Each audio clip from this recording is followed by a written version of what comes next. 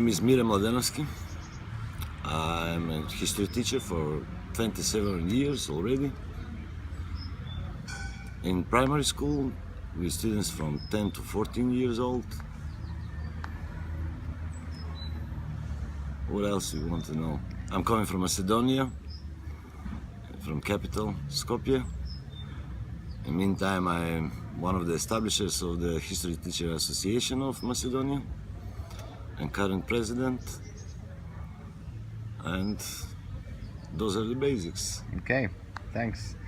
So why is history so important to you that you are willing to work in evenings and weekends for years after years to improve it? I mean, I decided to be a history teacher. It was my decision, of course.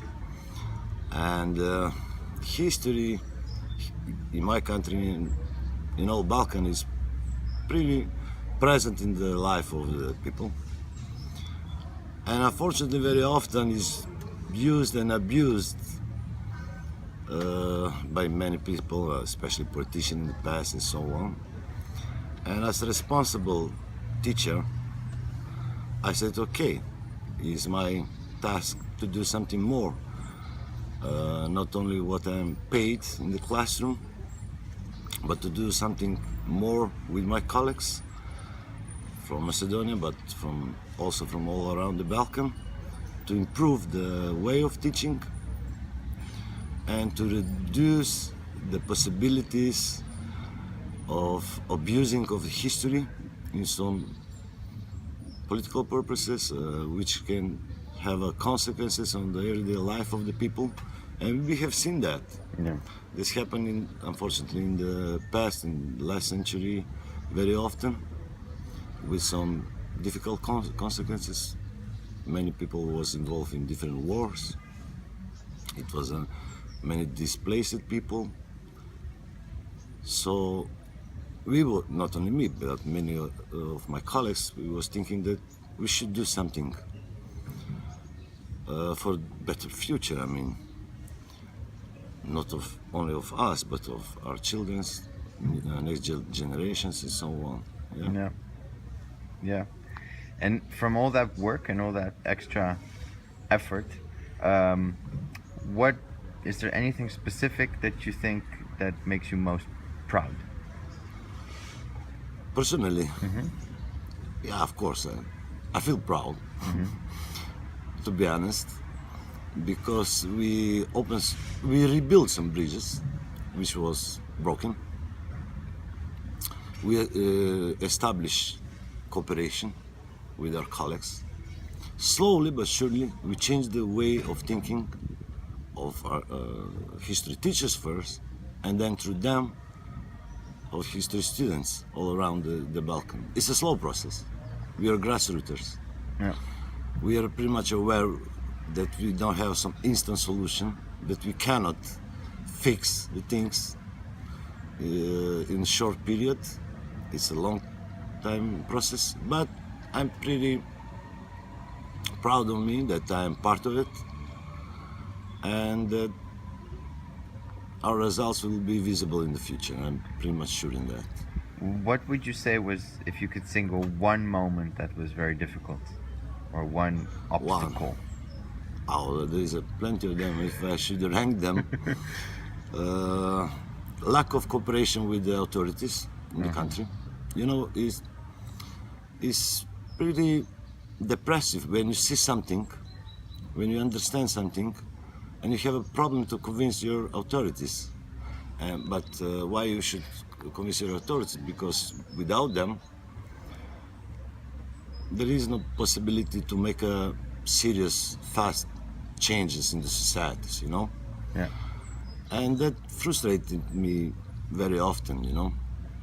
Yeah. Sometimes you feel that you hit the wall, but what keeps me doing this is that I'm pretty much aware that I'm not alone. The circle is growing. There is more and more people who not only understand it, but they join the action and the mission, if I can say so. Yeah. You said something about the role of history in society. Is there any example that you think is really striking for people from outside the region to understand the role, the heaviness of history in the society? Yeah, many times I have seen the people out of the region have a difficulties to understand, or if they understand, they cannot believe that it's happening. I always said the only way to understand it is to live with us at least 3 months, then to feel it, and then you will have a deeper understanding. You know, we are a small region, and I always using the expression "small nations, big issues." You know, for people from abroad, out of the region, our history is too complicated, too emotional, and it is, yeah. But slowly but surely we try to explain that, yeah. Okay, so there's too much. There's no one example that you think is telling. One example, I should think about it. Example which was difficult to be understood by somebody from abroad, yeah. Why is it so important? Why is so important? Okay. For society. For society. For example, national identities, how important they are, you know, because we see some opposite process is happening in Europe. Yeah, people are connecting, they are becoming more Europeans, let's say, less connected with national issues and things like that. But for Balkan region, it was creation of the national states is happened a bit late. Yeah, as a process of struggle with centuries. Yeah, and people want to enjoying that independence and national pride and so on. Maybe we are a bit late with that process, and it's difficult for, I don't know, from people from EU, for example, to understand that emotional aspect of approaching to the history. Yeah. If I was clear enough. Yes. Well, we saw yesterday, and we know, for example, how this comes out in football, or that's very visible case, you know. Yeah. You see that even the way of supporting of national football teams is always used and abused for promotion of some kind of nationalism, national pride, you know, to give you, to kick you back, for example, as a revenge for something in the past, you know.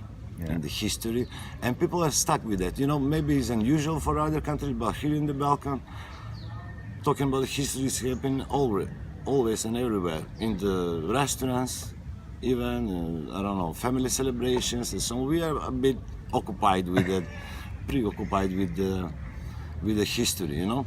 But I always mention that one of the big reasons for that is that, you know, our politicians in the Balkan, they're also promoting the historical topics in the campaigns and so on.